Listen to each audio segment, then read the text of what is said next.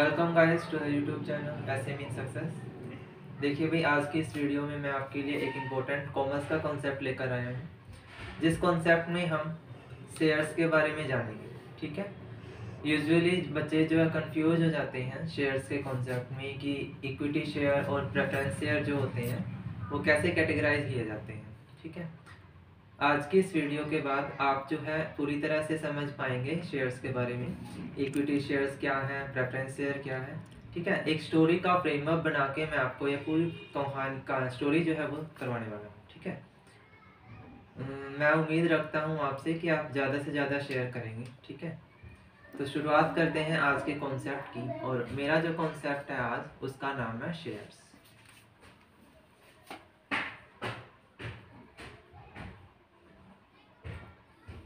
ठीक है।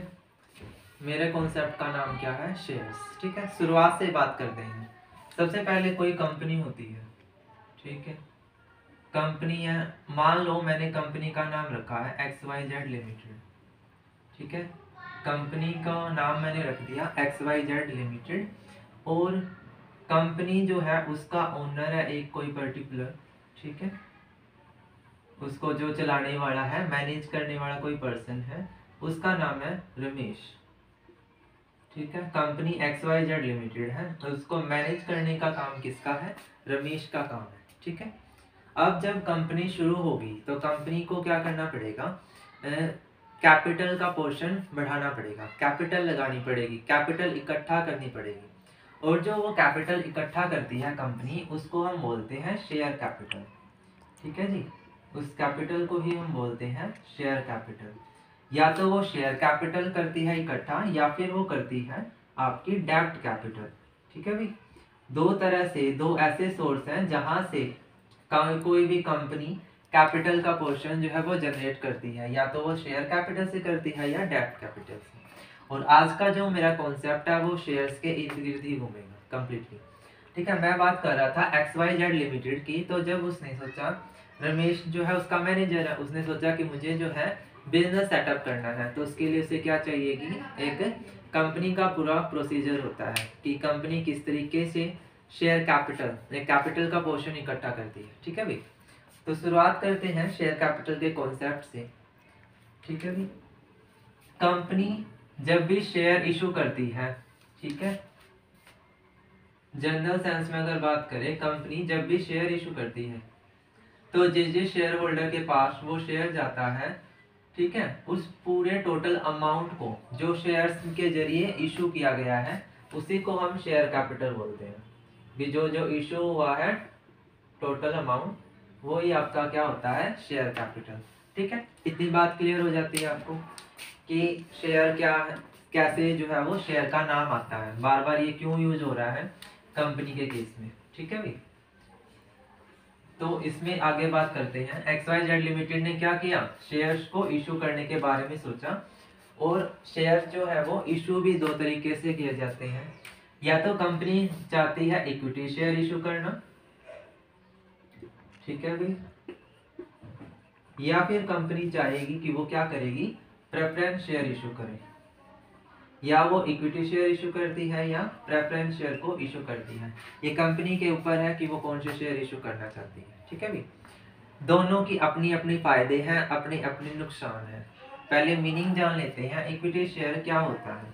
Equity share एक ऐसा शेयर होल्डर होता है जो कंपनी की हर एक एक्टिविटी में पार्टिसिपेट करता है।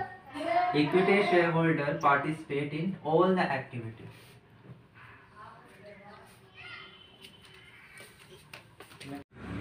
हाँ जी भाई, जो इक्विटी शेयर होल्डर है उसके पास क्या राइट है? वो हर एक एक्टिविटी में पार्टिसिपेशन करता है।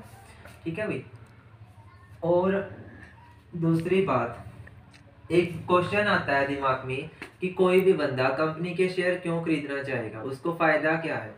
उसको फायदा क्या होता है? उसे इसके बदले में डिविडेंड दिया जाता है। अब आप पूछेंगे कि डिविडेंड क्या है? तो डिविडेंड मैं आपको बता दूं, तो वो कंपनी के प्रॉफिट में से शेयर होता है, उसे हम डिविडेंड बोलते हैं। कंपनी प्रॉफिट जितना हुआ उसमें से कितना शेयर वो अपने शेयर होल्डर को देती है, वो उसका डिविडेंड कहलाता है, कि वो उसका डिविडेंड है। ठीक है भाई। तो इक्विटी शेयर होल्डर को मैंने बताया कि वो एक ऐसे शेयर होल्डर हैं जो कंपनी की मैनेजमेंट में या एक्टिविटी जो भी है उसमें परफॉर्म करते हैं, पार्टिसिपेशन करते हैं। क्लियर है यहाँ तक? और उनको जो है वो प्रॉफिट में से शेयर मिलता है और उनको डिविडेंड मिलता है। ठीक है, लेकिन एक कंडीशन यहाँ पर आ जाती है कि कंपनी इक्विटी शेयर और प्रेफरेंस शेयर में से प्रायोरिटी किसे देती है। ठीक है, दोनों के प्रायोरिटी किसे होगी? इक्विटी शेयर वाला जो शेयर होल्डर है भाई वो उसके पास पूरी तरह से वो एक तरह से आपका कंपनी का ओनर की तरह ट्रीट होता है। जो इक्विटी शेयर होल्डर होता है वो कंपनी का ओनर ट्रीट होता है कि वो कंपनी का बिजनेस चलाने वाला पर्सन है, क्योंकि वो सारा का सारा कंट्रोल उसके हाथ में है, मैनेजमेंट भी कर रहा है, एक्टिविटी में पार्टिसिपेशन भी कर रहा है पूरी तरह से। ठीक है, लेकिन जो आपका प्रेफरेंस शेयर होल्डर होता है वो क्या करता है? वो सिर्फ पैसा लगाता है। ठीक है भाई, वो क्या करता है? पैसा लगाता है, लेकिन उस पैसे में जो उसका पार्ट है वो उसको कैसे डिफाइन करते हैं वो देखिए जरा। प्रेफरेंस शेयर होल्डर को कैसे डिफाइन करते हैं? इक्विटी शेयर होल्डर का कॉन्सेप्ट मुझे लगता है क्लियर हो गया होगा कि होता क्या है और इसमें शेयर कैसे इशू होते हैं। इसके बाद हम बात करने वाले हैं कि इक्विटी शेयर जो है वो किस तरह से इशू हुआ है। ठीक है भाई, तो ये आपका इक्विटी शेयर होल्डर क्या है? ओनर है। प्रेफरेंस शेयर के बारे में बात करते हैं। Preference share holder are those which are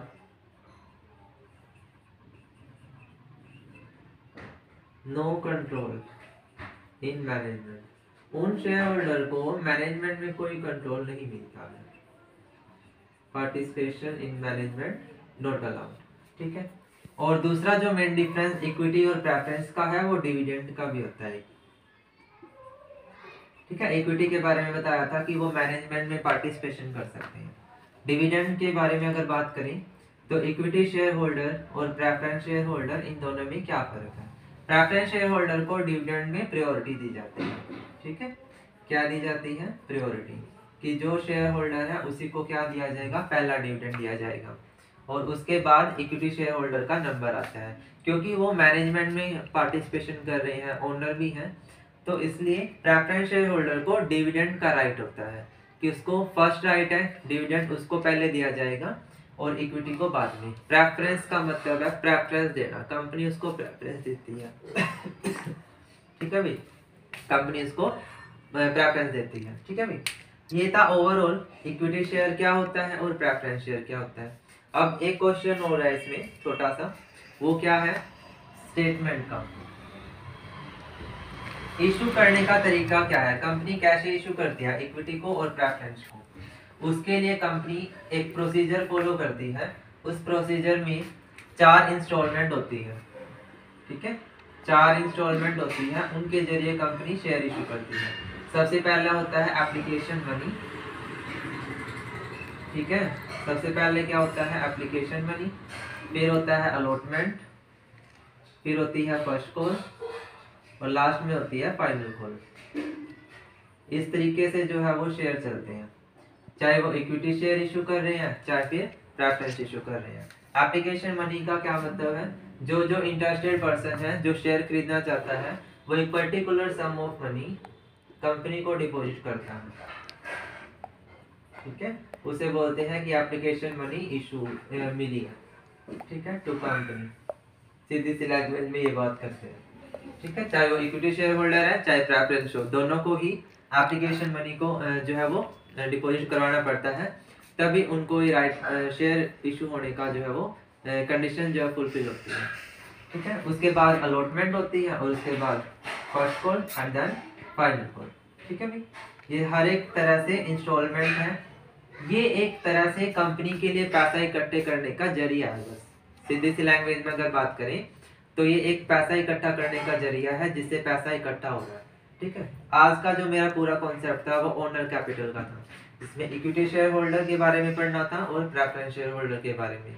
ठीक है, नेक्स्ट जो वीडियो होगी उसमें डेब्ट कैपिटल पढ़ लेंगे। तो आज की वीडियो में सिर्फ इतना ही। वीडियो को लाइक करें, शेयर करें, साथ ही साथ चैनल SME सक्सेस को ज़्यादा से ज़्यादा सब्सक्राइब करें, ठीक है। और कॉमर्स के जो नए नए कॉन्सेप्ट हैं वो मैं जल्दी ही आपके लिए लेकर आऊँगा। धन्यवाद। Thank you so much for watching the video.